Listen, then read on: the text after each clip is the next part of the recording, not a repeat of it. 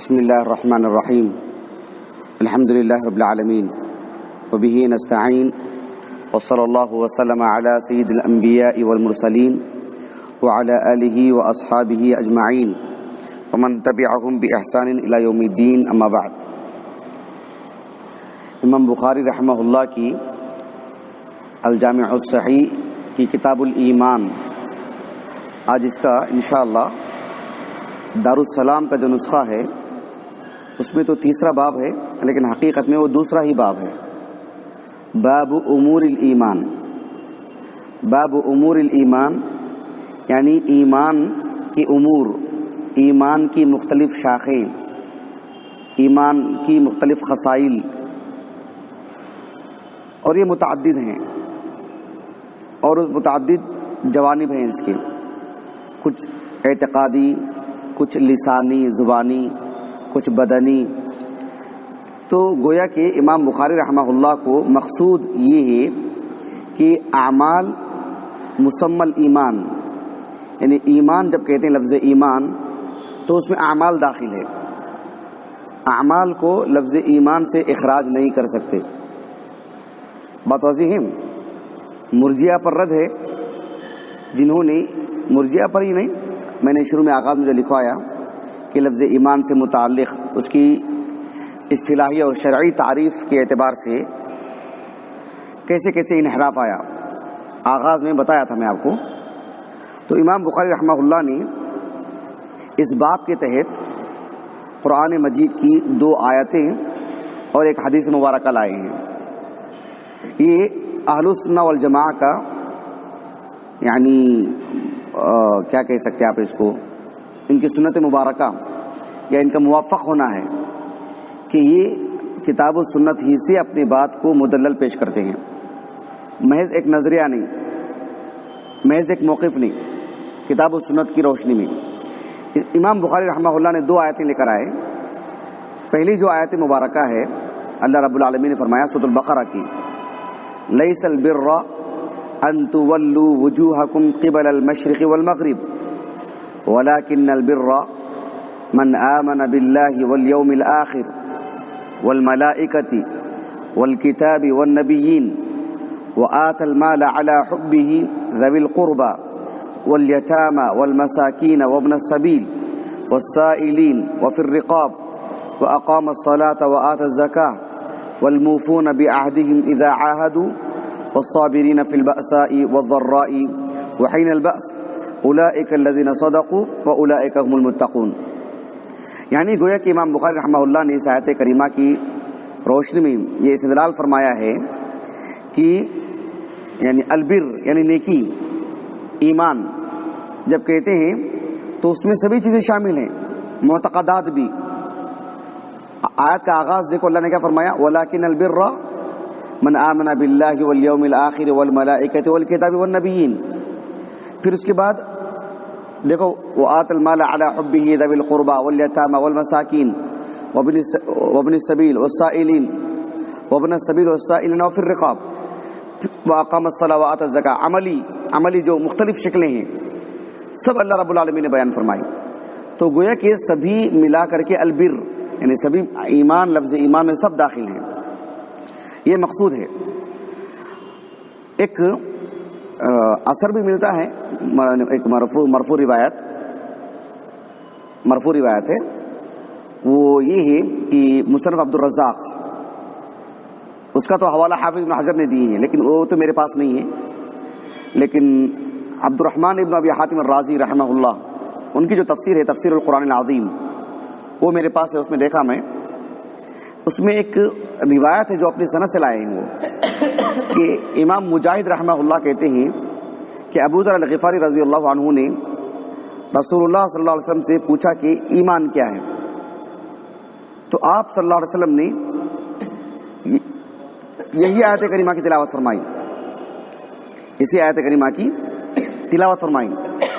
مقصود یہ ہے کہ ایمان جب پوچھا گیا اللہ کے رسول سے تو آپ نے صرف معتقدات نہیں بتائے نا، اس آیت کریمہ کو پڑھا، فتلاها یعنی اس آیت کریمہ کو پڑھا آپ نے، فقرأ هذه الآیہ لیس البر، اس آیت کریمہ کو پڑھ کر کے گویا کہ جواب کیا دیا اللہ کے رسول نے صلی اللہ علیہ وسلم کہ ایمان جب کہتے ہیں تو معتقادات بھی ہیں اور اعمال ہیں، بدنی اعمال بھی ہیں، وہ کہ اعمال کو ایمان کا حصہ آپ نے قرار دیا. لیکن بات تو درست ہے، یہ روایت درست نہیں ہے سند کے اعتبار سے. حافظ ابن رجب الحنبلی رحمہ اللہ نے کہا کہ ھذا مرسل، یہ مرسل روایت ہے. امام مرسل اصطلاحی معنی میں نہیں، جو تابعی رسول اللہ کا نام لیتے ہیں صلی اللہ علیہ وسلم، بلکہ امام مجاہد رحمہ اللہ اور صحابی رسول ابو ذر الغفاری رضی اللہ عنہ کے درمیان انقطاع ہے. اسی لیے ابن کثیر رحمہ اللہ نے اس روایت کو نقل کرنے کے بعد آپ نے لکھا کہ ھذا منقطع. کیوں؟ فإن مجاہدا لم يدرك ابا ذر، امام مجاہد رحمہ اللہ نے ابو ذر کو پایا نہیں ہے. فإنه مات قدیما، ابو ذر الغفاری رضی اللہ عنہ کا انتقال تو بہت پہلے ہوا. چلیے، ابن رجب الحنبلی رحمہ اللہ کہتے ہیں اس حدیث مبارکہ کی اس باب کی وضاحت کرتے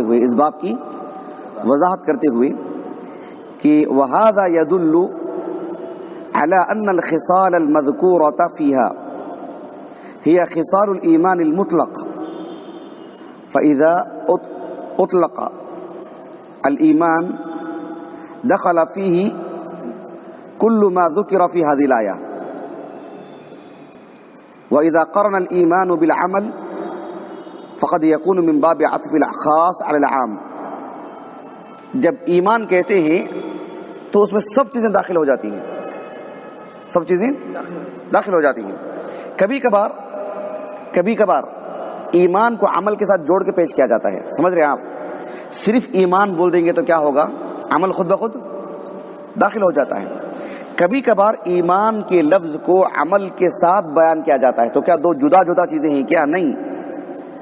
اس کا مطلب یہ ہوتا ہے کہ عطف الخاص علی العام، عطف الخاص علی العام. جیسے کہ اللہ رب العالمین نے فرمایا سورۃ القدر میں ينزل الملائکۃ والروح، روح الملائکہ میں نہیں ہے کیا؟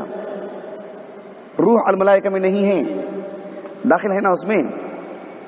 ہم کہیں گے کہ آپ کی جو جماعت ہے فضیلت سال اول، ہم کہیں گے کہ سب آ گئے اور جو ہے کسی کا نام لے کر کے کہہ دیا جاتا کہ بھئی یہ بھی آ گئے، تو کیا وہ اس سے جدا ہیں کیا؟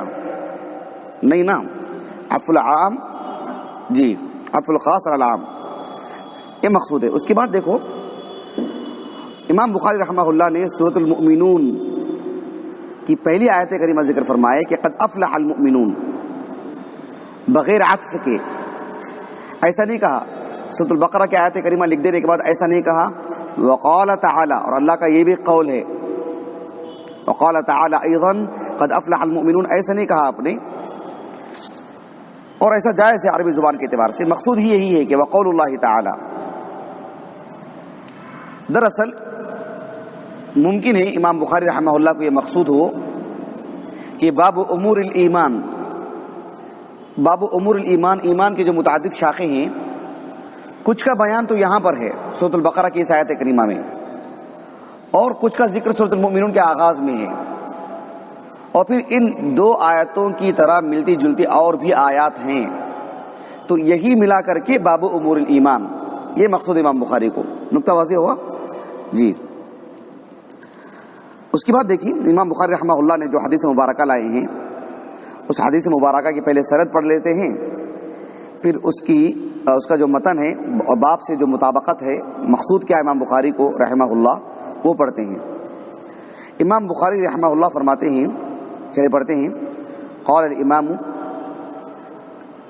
ابو عبداللہ محمد بن اسماعیل البخاری رحمہ اللہ حدثنا عبد الله بن محمد قال حدثنا ابو عامر العقدي قال حدثنا سليمان بن بلال عن عبد الله بن دينار عن ابي صالح عن ابي هريره عن النبي صلى الله عليه وسلم قال الايمان بضع وستون شعبة والحیاء شعبة من الایمان. یہ جو حدیث مبارکہ ہے بہت مشہور، بہت معروف، جس سند سے لائے امام بخاری رحمہ اللہ امام بخاری رحمہ اللہ کے استاذ عبداللہ ابن محمد ابن عبداللہ ابن جعفر الجعفی ابو جعفر البخاری المعروف بالمسندی، اصل میں انہیں المسندی اس لیے کہا گیا کہ یہ المسندات یعنی متصلاً روایات ہی کی طرف رغبت رکھتے تھے اور اس کا بڑا اہتمام کرتے تھے، مراسل اور مقاطع کا نہیں۔ اسی وجہ سے وہ جو عنصر ان پہ اتنا غالب تھا کہ وہ اس وجہ سے مشہور ہو گئے۔ البتہ امام حاکم رحمہ اللہ نے ایک دوسری وجہ بھی بیان کی ہے کہ اول من جمع مسند الصحابہ بما وراء النہر، ما وراء النہر وہ ایک علاقہ ہے، یعنی جیحون وغیرہ بہت بڑی دریا ہے، جغرافیہ اعتبار سے آپ دیکھیے گا ازبکستان کے اوپر کہ ایک بہت بڑی دریا جو ایک حد امتیاز تھی اس دور میں۔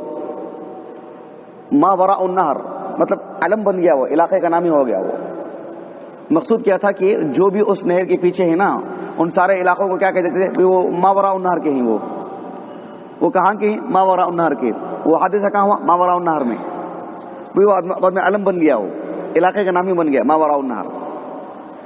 اصل میں بخارا کے ہیں جہاں کے امام بخاری رحمہ اللہ، اور یہ وہی صاحب علم ہیں، وہی عظیم ہستی ہیں جن کے آباء و اجداد میں ایک صاحب تھے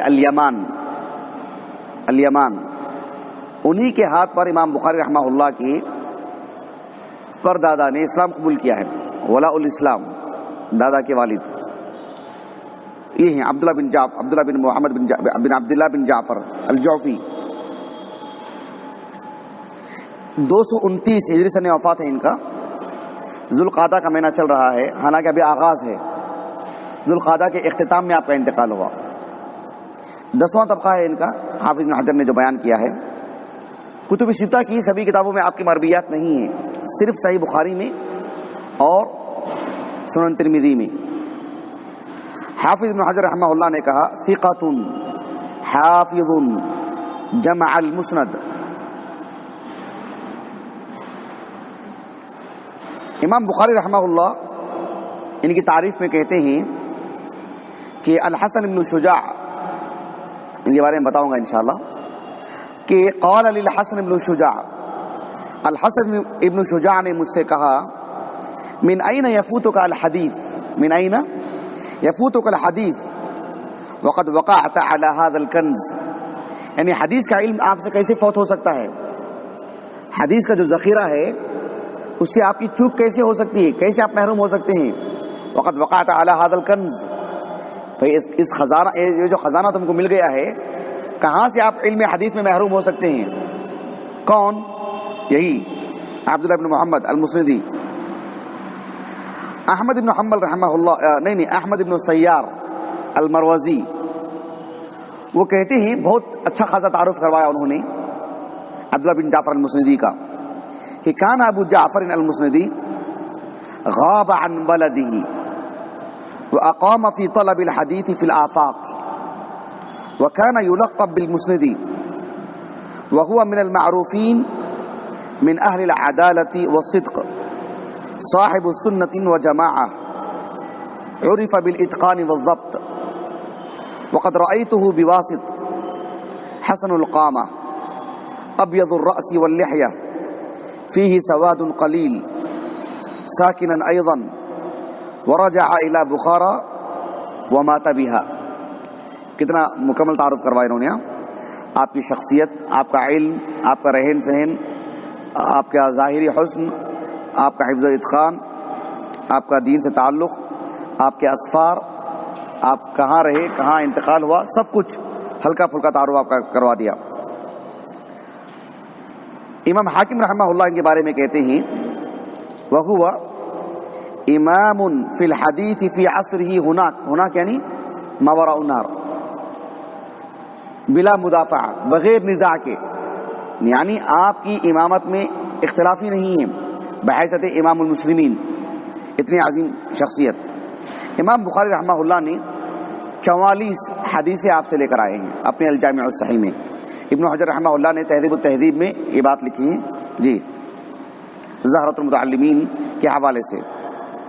ان کے جو استاذ ہیں ابو عامر العقدی، ابو عامر العقدی، ان کا سن وفات 204 ہجری ہے علی الصحیح، 9واں طبقہ ہے، اور کتب ستہ کی سبھی کتابوں میں آپ کی مرویات ہیں، اخرجہ الجماعہ۔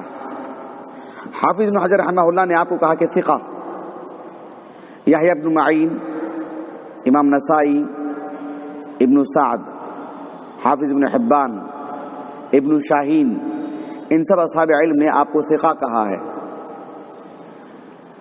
سلیمان ابن داؤد القزاز ان کے پیشے کی طرف نسبت ہے وہ۔ سلیمان ابن داؤد القزاز یہ کہتے ہیں کہ سألت احمد بن حنبل، میں احمد بن حنبل رحمہ اللہ سے سوال کیا، پوچھا کہ اريد البصرہ عمن اکتب، میں بصرہ جانا چاہتا ہوں، بغداد کے تھے نا یہ لوگ، میں بصرہ جانا چاہتا ہوں تو کس سے لکھوں، کس سے پڑھوں؟ یہ بڑی اہم چیز، ایک تو طلب علم کے لیے سہولت جیسے فراہم ہو، چھٹیوں کے اوقات میں کسی صاحب علم سے ملنے کے لیے جانا، اور اصحاب علم سے پوچھ کر کے جانا اپنے علاقے کے کہ کس سے پڑھیں، کہاں جائیں، وقت بچے گا، اس سے صحیح رہنمائی ہوگی۔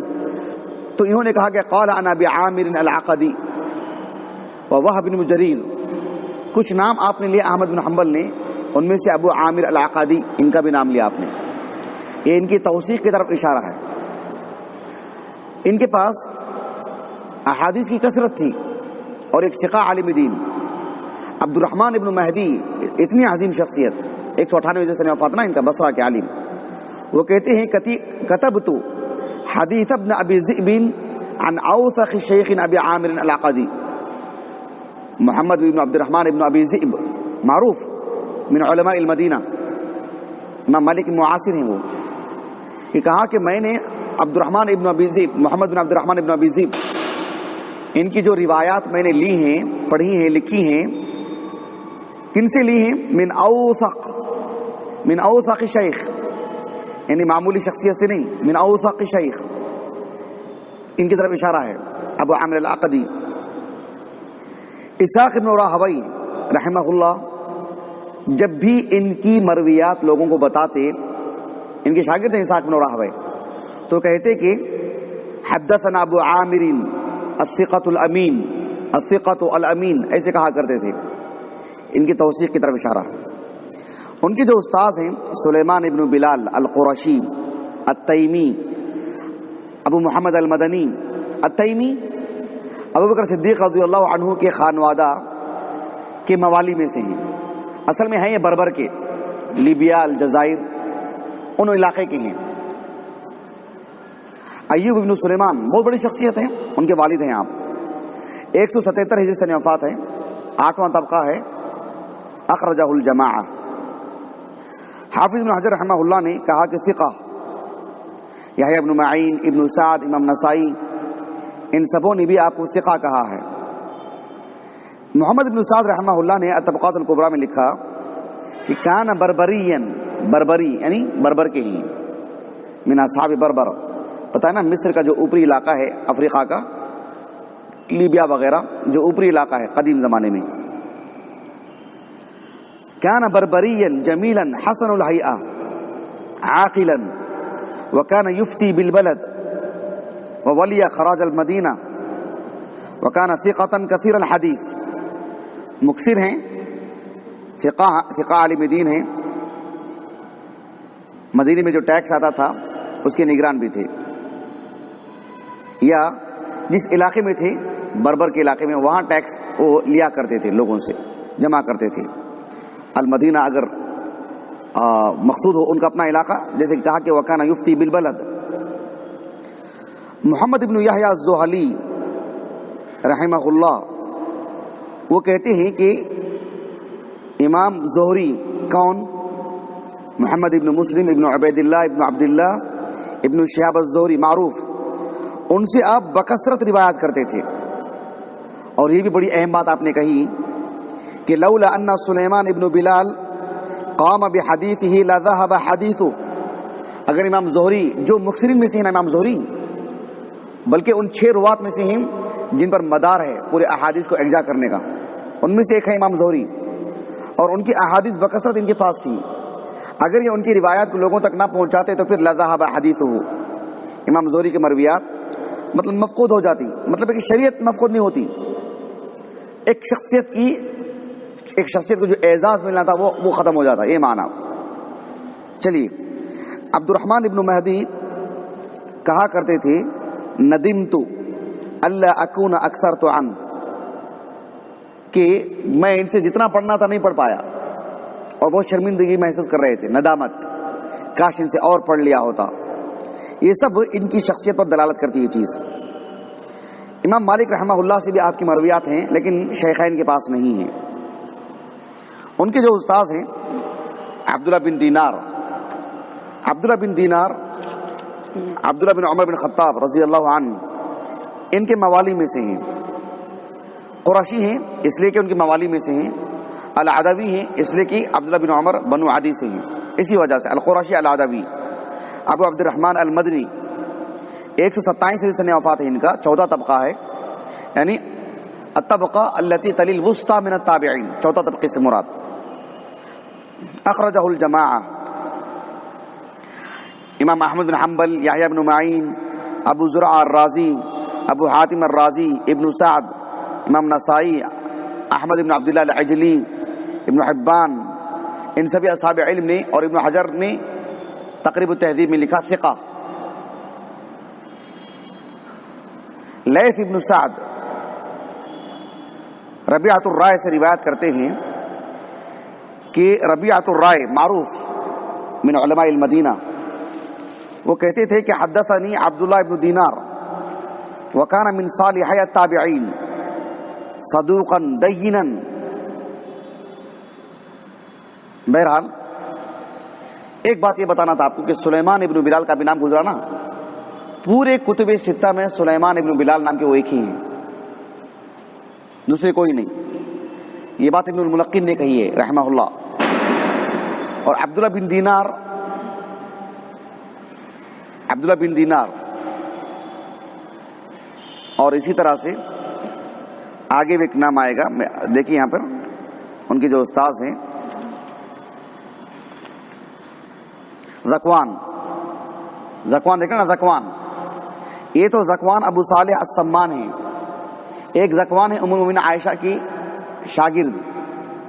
یہ زکوان نام کے 2 ہی ہیں کتب ستہ میں، کوئی تیسرے نہیں ہے. یہ بھی بات ابن الملقن نے کہی ہے رحمہ اللہ. زکوان ابو صالح السمان الزیات یہ کوفہ آتے اور تیل بیچا کرتے تھے، اسی لیے الزیات. من علماء المدینہ، سہیل ابن ابی صالح کے والد ہیں. 101 ہجری سنہ وفات ہے ان کا، تیسرا طبقہ ہے. اخرجہ الجماعہ. حافظ بن حجر رحمہ اللہ نے کہا کہ ثقۃ ثبت، یعنی صحابہ کے بعد یہ بڑا طبقہ ہے جو مکرر الفاظ میں ان کی توثیق کی جا رہی ہے. امام مزی نے لکھا ہے کہ یہ سعد بن ابی وقاص رضی اللہ عنہ سے کچھ سوال بھی کیے ہیں زکوٰۃ سے متعلق. 55 ہجری سے وفات ہے نا سعد بن ابی وقاص کا. امام احمد بن حنبل رحمہ اللہ ان کے بارے میں کہا کرتے تھے کہ ثقۃ، کیا کہا کرتے تھے؟ ثقۃ من اجل الناس واوثقهم، یہ امام احمد بن حنبل نے کہا. ابو صالح السمان یہ کہا کرتے تھے ما كنت اتمنی من الدنیا الا یومین، مجھے دنیا سے کوئی تمنا نہیں ہے، صرف بس مجھے 2 دن چاہیے. کتنے دن؟ بس مجھے 2 دن چاہیے.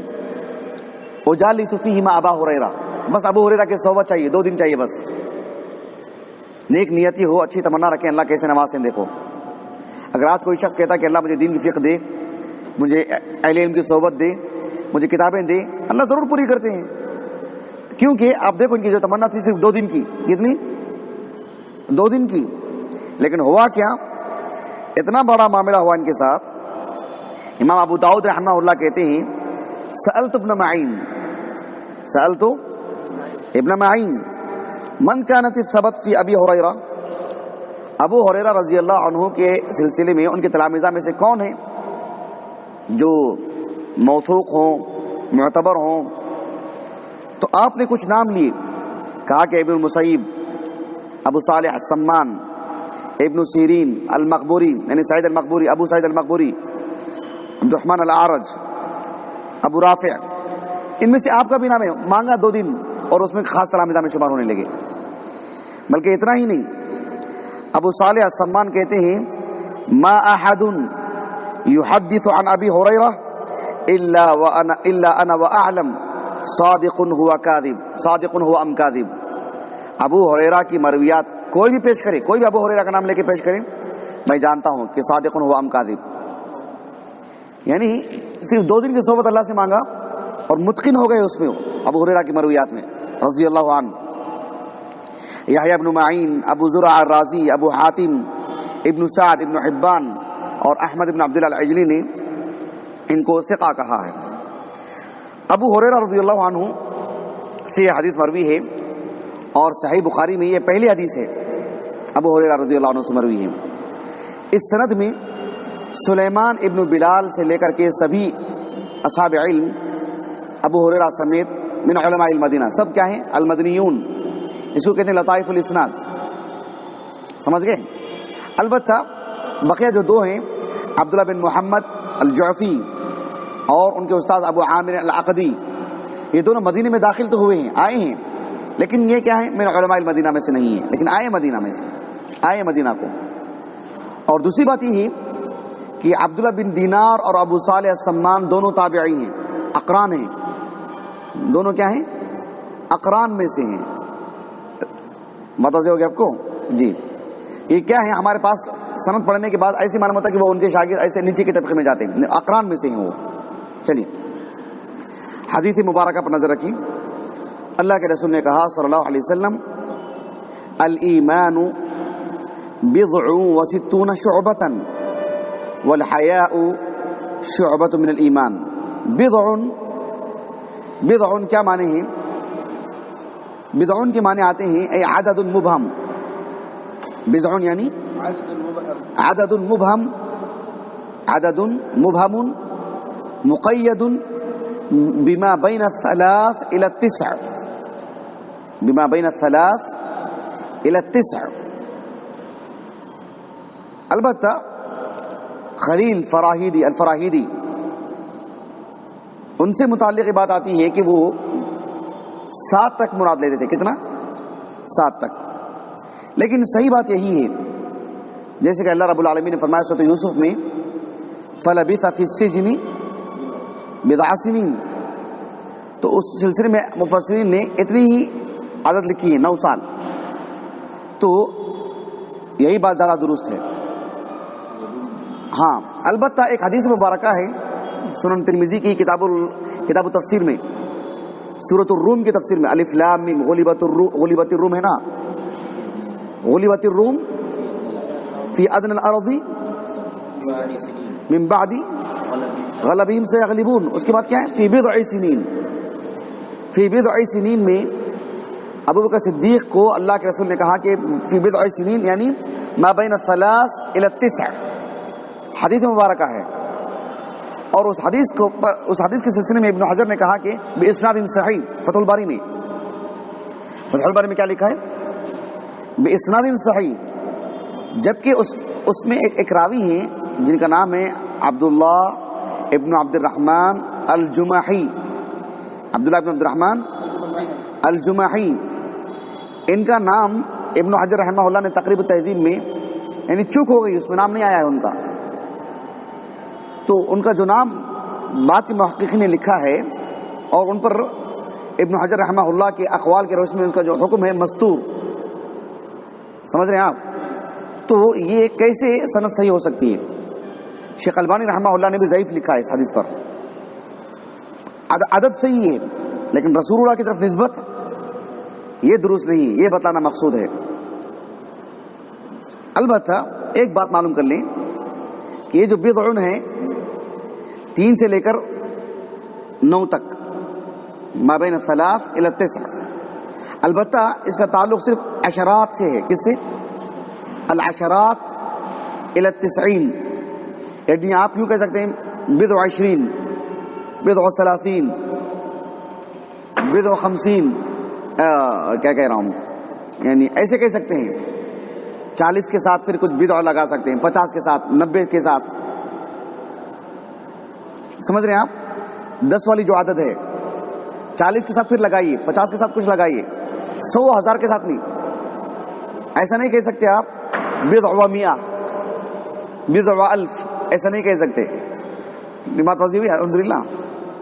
چلیے اس کے بعد 60 والی جو بات ہے، اللہ کے رسول نے کہا الایمان بضع و ستون، اس سلسلے میں حافظ ابن حجر ہوں یا ان سے پہلے ابن رجب الحنبلی ہوں رحمہ اللہ، بہت مفصل آپ نے لکھا ہے۔ اس کا خلاصہ کیا ہے میں آپ کو بتاتا ہوں کہ صحیح مسلم میں بھی یہ حدیث موجود ہے، لیکن اس میں بضع و سبعون ہے، کیا ہے؟ بضع و سبعون، یعنی صحیح مسلم میں سہیل ابن ابی صالح، ابھی لکھا رہا میں آپ کو، ابو صالح السمان، ان کے فرزند سہیل، وہ صحیح بخاری کی روایت میں سے نہیں ہے۔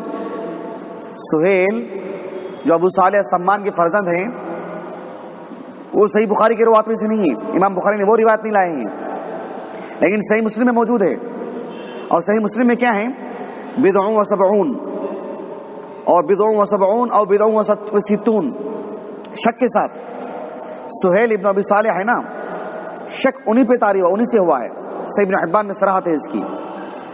تو صحیح مسلم میں الایمان سبعون او اثنان و سبعون بابا، متعدد الفاظ آئے ہیں۔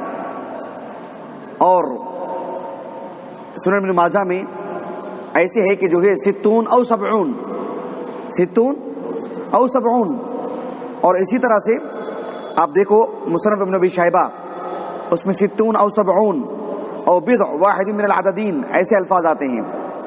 الایمان 9 او 7 و 70 شعبۃ، تو یہ سب متعدد الفاظ آئے ہیں، لیکن امام بخاری رحمہ اللہ نے 60 کو ترجیح دی ہے، آپ نے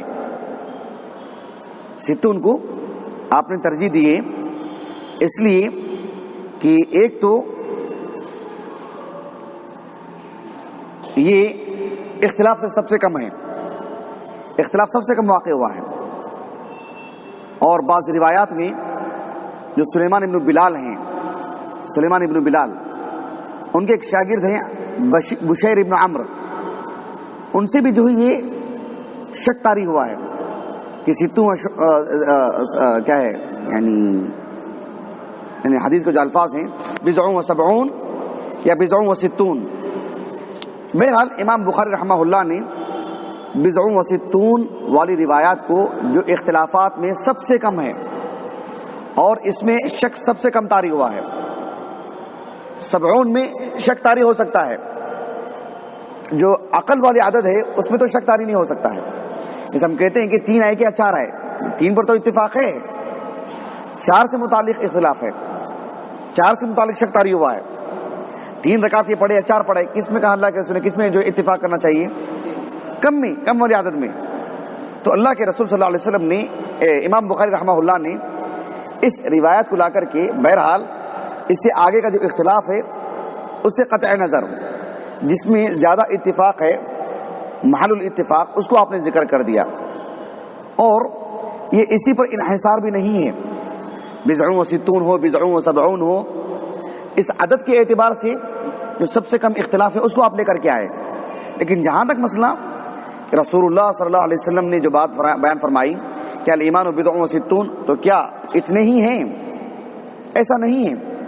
اگر اطاعت کی جو تفصیل ہے، یہ بھی ایک اللہ کی اطاعت ہے، یہ بھی ایک فرما برداری ہے، یہ بھی ایک نیکی، یہ بھی ایک نیکی، ایسا اگر شمار کرتے جائیں معتقدات جو قلبی ہیں، جو لسانی ہیں اور جو ہے جو بدنی ہیں، تو پھر وہ عدد کہیں کی چلی جاتی ہے۔ تو اس کا کیا معنی مفہوم ہے؟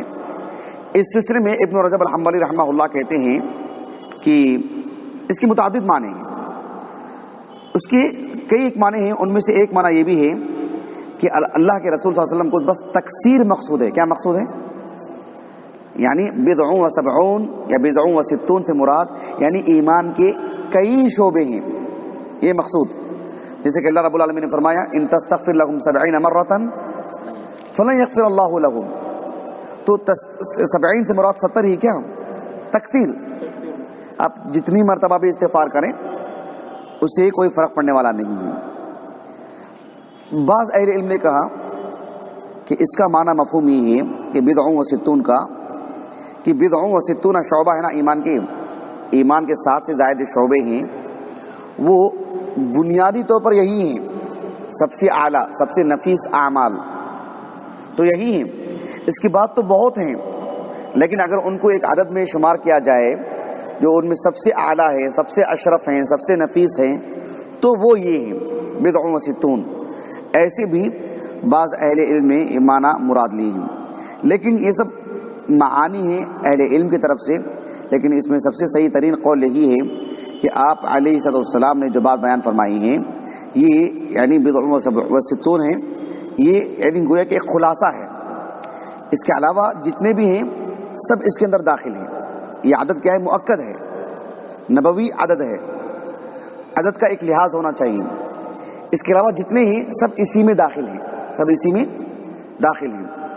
اللہ کے رسول صلی اللہ علیہ وسلم نے جو کہا کہ بضع و ستون، آپ دیکھو اگر بات معتقدات کی کرتے ہیں تو اس کی لمبی فہرست ہے، جیسے توکل ہے، رجا ہے، اللہ پر ایمان ہے، اخلاص ہے، ریا سے چھٹکارا ہے. تو یہ سب کس سے تعلق ہے؟ اس سے. اور پھر اگر لسانیات پہ آتے ہیں، امر بالمعروف و نہی عن المنکر، ذکر و اذکار، قرآن مجید کی تلاوت، سمجھ رہے ہیں، اچھی بول، ایسے آپ دیکھتے جائیں جو کتاب و سنت میں ہیں. حافظ ابن حبان نے کافی بڑا کام کیا اس میں، تو بڑی عدد ہے اس کی. مقصود کیا ہے؟ بضع و ستون. ہاں بضع و ستون، لیکن بقیہ جو ہیں اتنی مقدار میں جو آیات احادیث کی روشنی ملتی ہیں وہ سب کیا ہیں؟ اصلاً اس کے اندر داخل ہیں، سب اس کے اندر داخل ہو جاتی ہیں. یہ اصل عدد ہے. بقیہ سب جو ہیں اس کے اندر کہیں نہ کہیں کسی حصے میں داخل ہو جاتی ہیں. یہی اصل مقصود ہے اس باب میں. یہ جو 60 شعبہ ہے، 60 سے زائد شعبے، اس سلسلے میں آپ حافظ ابن حجر رحمہ اللہ کی جو فتح الباری ہے وہ آپ ایک مرتبہ ضرور دیکھ لیں. اس سلسلے میں ایک اور آخری بات یہ بھی کہتا ہوں کہ صحیح مسلم میں یہی حدیث ہے، اس میں بات ہے کہ الایمان بضع و سبعون شعبہ اعلاها لا الہ الا اللہ وادناها اماطۃ الاذى عن الطریق. معلوم یہ ہوا کہ تفاوت ہے اس میں، نیکیوں میں کیا ہے؟ تفاوت ہے. اعلاها ادناها یہ اس بات کی دلیل ہے کہ نیکیوں میں کیا ہے؟ تفاوت ہے. اور لفظ ایمان جب کہتے ہیں تو اس میں سبھی چیزیں شامل ہیں، معتقدات بھی جو قلبی ایمان ہیں، اعمال وہ بھی داخل ہیں. یہ امام خطابی رحمہ اللہ ان کی جو صحیح بخاری کی شرح ہے اعلام السنن، اس میں انہوں نے لکھا بڑی نکتے کی بات کہ اللہ رب العالمین نے کہا کہ یا ایھا الذین آمنوا آمنوا باللہ، اے وہ لوگ جو ایمان لائے ہو ایمان لے کر کے آؤ، تجدید کے طور پر. یعنی اللہ رب العالمین نے ایمان کے لیے بھی ایمان کا لفظ استعمال کیا. یا ایھا الذین آمنوا اذا قمتم الی الصلاۃ فاغسلوا وجوہکم، نماز کی دعوت دی تو کس نام سے خطاب کیا؟ لفظ ایمان سے. یا ایھا الذین آمنوا اذا قمتم الی الصلاۃ فاغسلوا وجوہکم، یعنی گویا کہ عمل کی طرف دعوت دی جا رہی ہے اور خطاب کس سے کیا جا رہا ہے؟ لفظ ایمان سے. نقطہ واضح ہو آپ کو؟ تو لفظ ایمان میں اعمال داخل ہیں. اللہ رب العالمین نے فرمایا کہ یا ایھا الذین آمنوا ارکعوا واسجدوا وافعلوا الخیر لعلکم تفلحون، سورۃ الحج کے اواخر میں نا. تو متعدد اعمال کی طرف دعوت دے رہا ہے اور خطاب کس لفظ کیا جا رہا ہے؟ لفظ ایمان سے.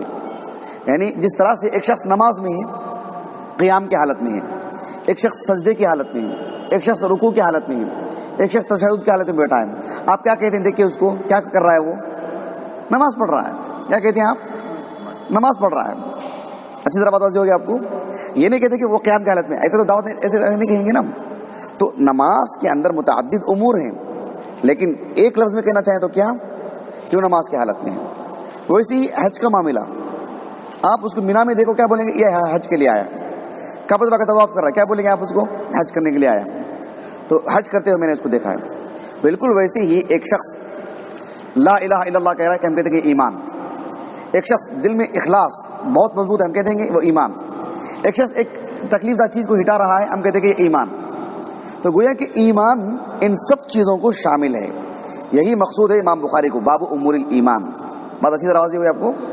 بارک اللہ فیکم جمیعا. انشاءاللہ اس کے بعد والا جو باب ہے آنے والی کلاس میں پڑھیں گے. ایک چیز میں آپ کو بتلا دیتا ہوں, یہ جو سند ہے اس میں جو میں نے کہا کہ الایمان بضع و ستون شعبہ, یہ ابو ہریرہ رضی اللہ عنہ نے ویسے ہی سنایا جیسے اللہ کے رسول سے سنا.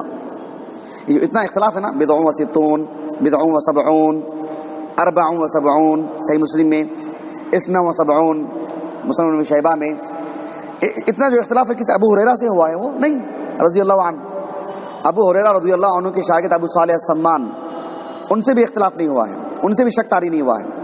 عبداللہ بن دینار, ان سے بھی شک طاری نہیں ہوا ہے. عبداللہ بن دینار کے بعد سہیل ابن ابی صالح, ان سے شک طاری ہوا ہے. تو پھر عبداللہ بن دینار مدار الاسناد ہے. عبداللہ بن دینار کے جو تلامذہ ہیں اس کی 3 قسمیں ہیں. کتنے؟ 3. یہ جو ابن رجب الحنبلی ہیں ان کی فتح الباری جلد نمبر 1 صفحہ نمبر 60 پر 7, اس میں ضرور دیکھے گا آپ, یہ ہمیشہ کام آئے گا کچھ چیز انشاءاللہ, کہ عبداللہ بن دینار کے جو تلامذہ ہیں اس کی 3 طبقات ہیں. 3 طبقات ہیں, اور انہوں نے اس چیز کو حافظ ابو جعفر العقیلی 322 ہجری ہیں من علماء مکہ, ان کی کتاب ہے کتاب الضعفاء جلد نمبر 3 صفحہ نمبر 212, اس وہاں سے نقل کیا ہے, لیکن انہوں نے مفصل نہیں لکھا ہے. ابو جعفر العقیلی نے, میں نے دیکھا مفصل نہیں لکھا ہے, لیکن ان کی باتوں کو انہوں نے تھوڑا پھیلا کے لکھا ہے. ابن رجب الحنبلی نے ہو بہو دیکھیں گے تو آپ موازنہ ہی نہیں کر سکتے آپ. انہوں نے تو بہت ایک سطر میں لکھا ہے اور بہت ہی مختصراً, اسی کو انہوں نے کافی پھیلا کے لکھا ہے. تو عبداللہ بن دینار کے تلمیذ سہیل بن ابی صالح سے یہ شک طاری ہوا ہے, اور ان کے تلامذہ کی ایک تفصیل دیکھ لیں اس کتاب کے ذریعے سے. اللہ تعالیٰ سے دعا ہے کہ اللہ تعالیٰ ہماری اس بیٹھک کو قبول فرمائے. سبحانک اللہم و بحمدک اشہد ان لا الہ الا انت استغفرک و اتوب الیک.